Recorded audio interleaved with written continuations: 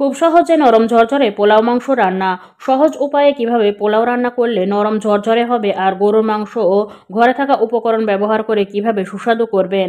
আজ পুষ্টিকরে তাই আপনাদের দেখাবো। অনেক সময় অতিথি আসলে বা নিজেদের প্রয়োজনেও পোলাও আর গরুর মাংস রান্না করা হয়, কিন্তু একটা লং টাইম প্রসেস মনে হয়। অথচ একই সাথে দুইটা রান্নায় যদি হয় কম সময়ে, তবে তো আর কোনো চিন্তাই থাকে না।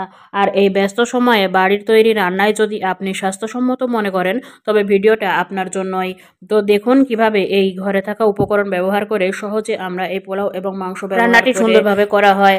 আর এর জন্য গরুর মাংস নিয়ে নিচ্ছি আমরা একটি প্রেসার কুকারে গরুর মাংস নিয়ে নেওয়ার পরে এর সাথে যে উপকরণগুলো আমরা ব্যবহার করেছি তা হচ্ছে পর্যায়ক্রমে আপনাদেরকে স্টেপ বাই স্টেপ জানিয়ে দেব।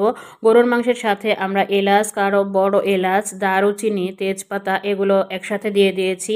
এছাড়াও পেঁয়াজ এবং রসুন দিয়ে দিয়েছি। এরপরে আমরা এর সাথে দিয়েছি হলুদ গুঁড়া, মরিচ গুঁড়া, লবণ, বেটে নেওয়া মরিচ কষানো পরিমাণ মতো দিতে হবে, যে আপনি কেমন স্বাদ পছন্দ করেন, কম না বেশি, সেটার উপরে নির্ভর করে এটি পরিমাণ মতো দিতে হবে।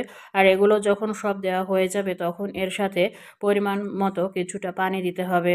পানি দেওয়া হয়ে গেলে এটি ভালোভাবে নেড়ে চেড়ে নিতে হবে।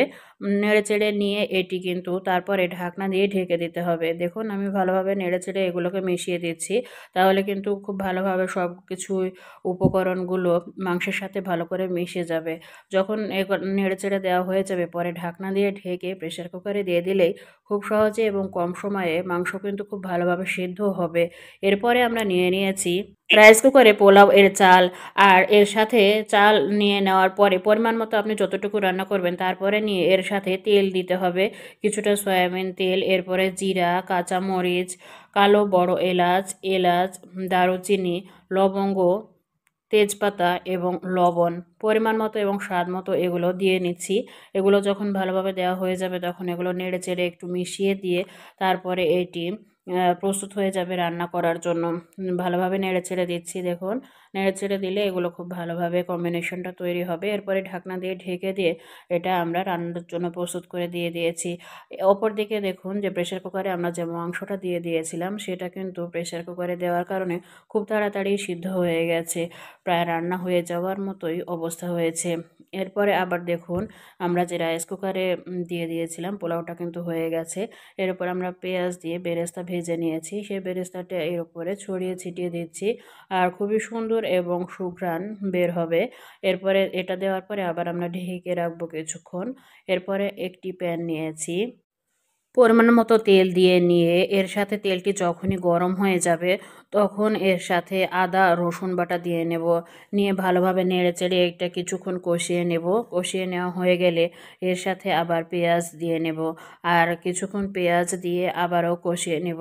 যখন ভালোভাবে এটা কষানো হয়ে যাবে তখন আবার এর সাথে আমরা দিয়ে দেব কিছুটা আস্ত জিরা, দিয়ে এটা আবারও ভালোভাবে কষিয়ে নেব, ঠিক যেমন বেরেস্তার আকারে এটা কিন্তু কষিয়ে নেব। আর হালকা লালচে কালার চলে আসলে, যখন আমরা দেখব যে বেরেস্তার আকারে সুঘ্রাণ বের হচ্ছে, ঠিক তখনই আমরা বুঝে নেব যে আমাদের ভাজাটা কমপ্লিট হয়ে গেছে। আর ঠিক তখনই এর সাথে আমরা যে প্রেসার কুকারে সিদ্ধ করে নেওয়া মাংসগুলো এর সাথে দিয়ে দিলাম, দিয়ে নেড়ে চেড়ে ভালোভাবে মিশিয়ে দিয়ে আবারও একটু কষিয়ে নেব। নতুন রাঁধুনিরাও যদি এই রান্নাটি ফলো করেন তবে খুব সহজেই কিন্তু আপনিও রান্না করতে পারবেন।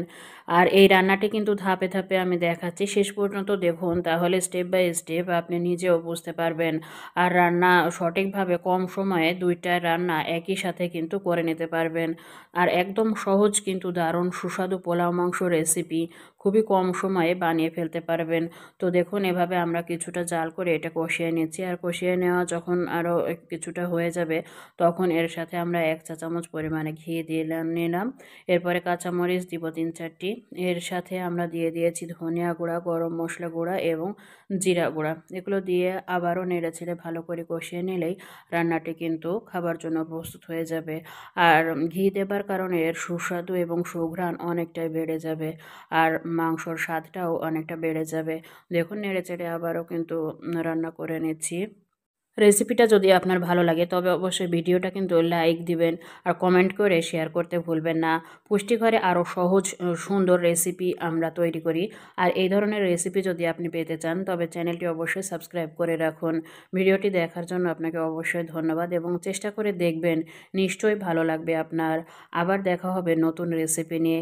আর পুষ্টিঘরের সঙ্গেই থাকুন। দেখুন রান্নাটি কেমন হয়েছে, আপনিও এভাবে ট্রাই করবেন আর দেখবেন যে আপনার রান্নাটি কেমন হয়।